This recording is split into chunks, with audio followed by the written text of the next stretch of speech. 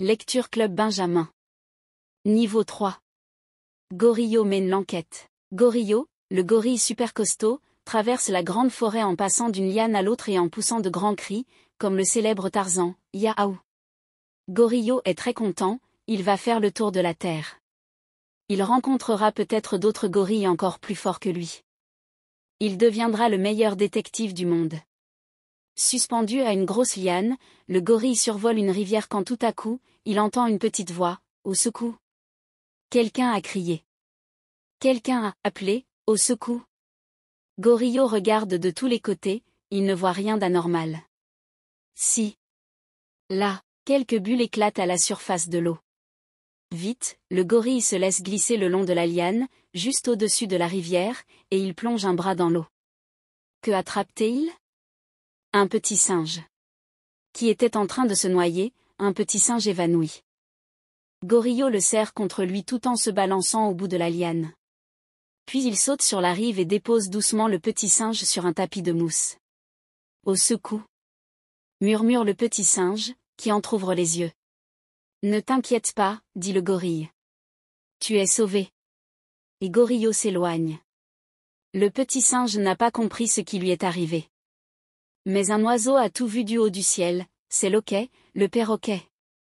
Il répète à qui veut y entendre, le gorille super costaud vient de sauver un singe, je l'ai vu, de mes yeux vus. Tu vois double.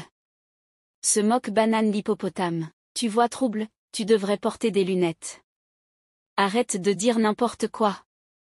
Ordonne le crocodile en claquant son énorme mâchoire. Le perroquet fait demi-tour, non, il n'a pas besoin de lunettes. Il a très bien vu le gorille à casquette suspendu au-dessus de la rivière. Les habitants de cette jungle sont vraiment bizarres. Loquet soupire et il décide, je ne resterai pas longtemps dans cette région-là. Je vais me reposer pendant quelques jours, puis je quitterai cette forêt, comme Gorillo. Où se trouve maintenant le gorille super costaud ? Il est enfin sorti de la jungle et il marche à grands pas dans la savane, une immense prairie couverte d'herbe jaune. Soudain, une grosse voix se fait entendre. Que fais-tu chez moi ? Gorillo se retourne et se trouve nez à nez ou plutôt nez à trompe. Avec un énorme éléphant. Vous habitez ici ?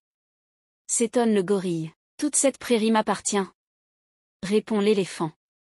Ceux que je n'ai pas invités n'ont pas le droit d'y mettre les pieds.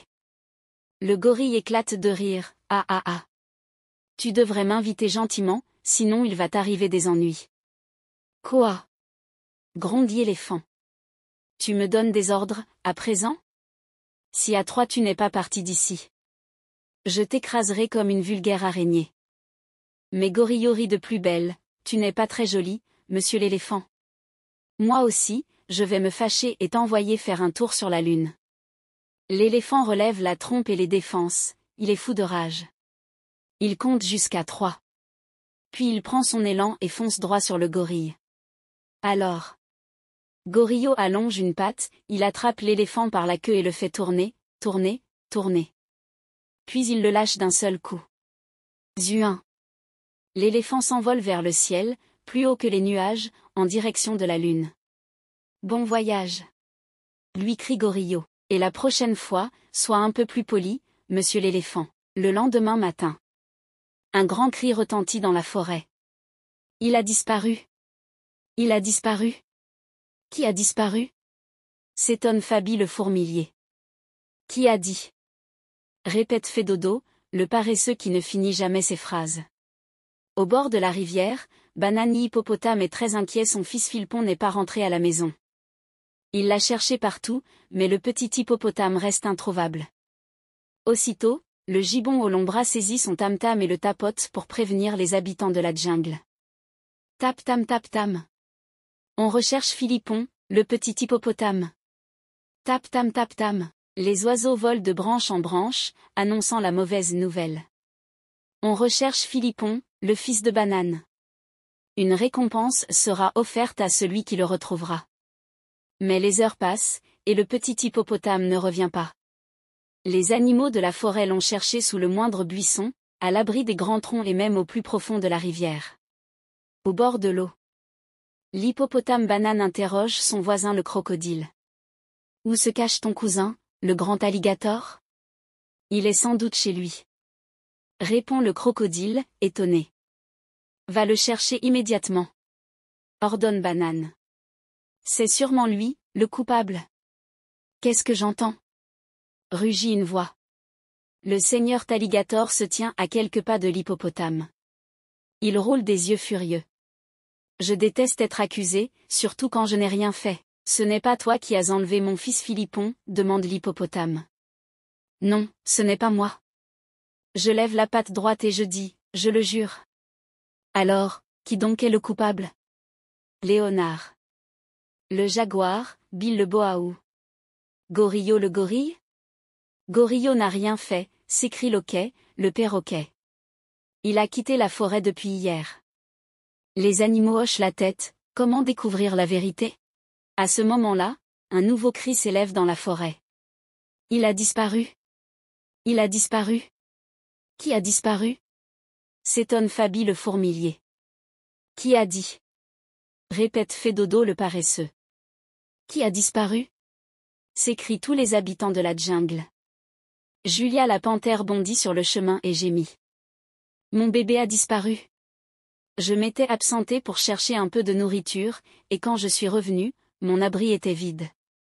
Il faut le retrouver. Exactement comme mon fils Philippon, dit tristement Banane l'hippopotame. Que se passe-t-il dans la forêt? Les animaux se regardent, affolés. Ils avaient peur de Gorillo. Mais maintenant qu'il est parti, il se produit des choses effrayantes, épouvantables. C'est justement parce que le gorille est parti que tous ces événements ont lieu, dit le perroquet. Pourquoi? Demandent les animaux, qui ne comprennent pas. Le perroquet secoue ses plumes multicolores et il explique. Le bandit, la terreur, le monstre. L'horrible monstre qui a enlevé le bébé panthère et le petit hippopotame, avait certainement très peur de Gorillo.